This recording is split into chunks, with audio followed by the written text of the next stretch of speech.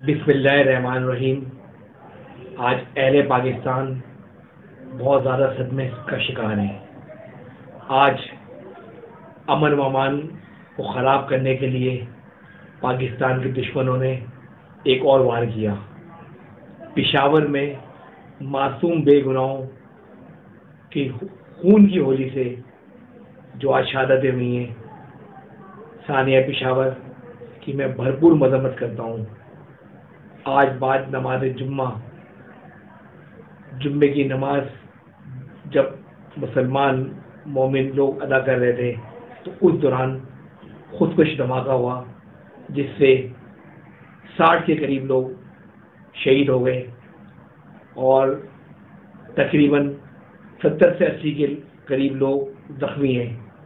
میں ثانیہ پشاور کی بھرپور مذمت کرتا ہوں۔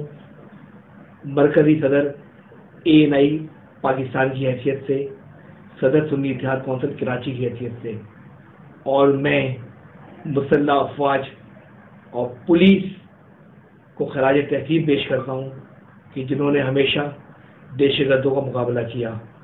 آج بھی اس ثانیے میں 2 پولیس اہلکار بھی شہید ہوئے۔ اللہ تبارک تعالیٰ پاکستان کو دشمنوں کی سازشوں سے محفوظ رکھے اور اتحاد بین المسلمین میں ہی پاکستان کی بقا ہے۔ یہ فساد کرانے کی سازش ہے۔ انشاءاللہ تعالیٰ شیعہ سنی کوئی بھی مسلک کا ہو، ان دشمنوں کی چال میں نہیں آئے گا اور ہم پہلے سے زیادہ منظم اور متفق رہیں گے۔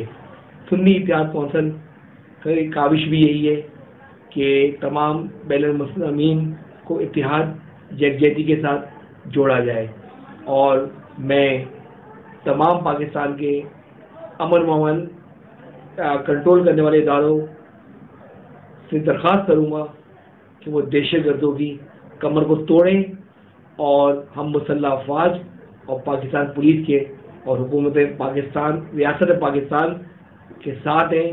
دہشت گردوں کا مقابلہ ہم سب کو مل کر کرنا ہے۔ انشاءاللہ تعالیٰ پاکستان سے دہشت گردی کا خاتمہ ہوگا، لیکن عوام کو اتفاق کی بہت سخت ضرورت ہے۔ محمد خالد نور۔ السلام علیکم ورحمۃ اللہ وبرکاتہ۔